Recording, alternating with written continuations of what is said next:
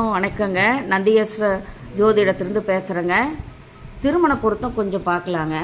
இப்போ வந்துங்க தேவகணத்துக்கும் மனுஷகணத்துக்கும் பொருந்துங்க. மாற்றிக்கிருந்துக்கலாம்.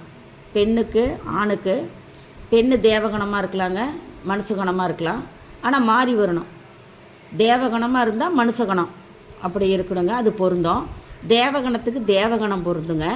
ஒரே கணமாக இருக்கலாம். தேவகணமாக ஆணும் பெண்ணும் இருக்கலாங்க, மனுஷகணமாக ரெண்டு இருக்கலாம். இப்படி இருந்தால் பொருந்தும்னு வச்சுக்கோங்க. மற்றதெல்லாம் பொருந்தாதுன்னு மனசில் வச்சுக்கோங்க. முக்கியமான பாயிண்ட் மட்டும் சொல்கிறேங்க. தேவகணத்துக்கு மனுஷகணம் பொருந்துங்க, மனுஷகணத்துக்கு தேவகணம் பொருங்க. ரெண்டும் ஒரே கணமாக இருக்கலாம். இப்போ வந்துங்க செவ்வாய் அதிபதியாக இருக்குதுன்னு வச்சுக்கோங்க.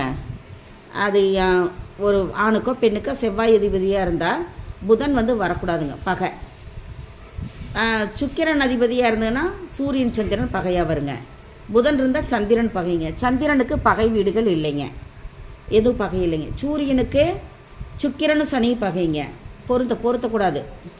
ராசி பொருத்த வராதுங்க. இது வந்து முக்கியமான பாயிண்ட்டுங்க. குருவுக்கு வந்து புதனும் சுக்கிரனும் ஆகாதுங்க. சனிக்கு சூரியன் சந்திரன் செவ்வாய் ஆகாதுங்க. இப்படி தாங்க நம்ம இந்த ஜாதக ஆண் பெண்ணை பொருத்தம் பார்த்து கட்ட பொருத்தமெல்லாம் பார்க்குறாங்க, பொருத்தம் பார்க்குறாங்களேங்க கல்யாணத்துக்கு. இதுதாங்க முக்கியமான பாயிண்ட்டு.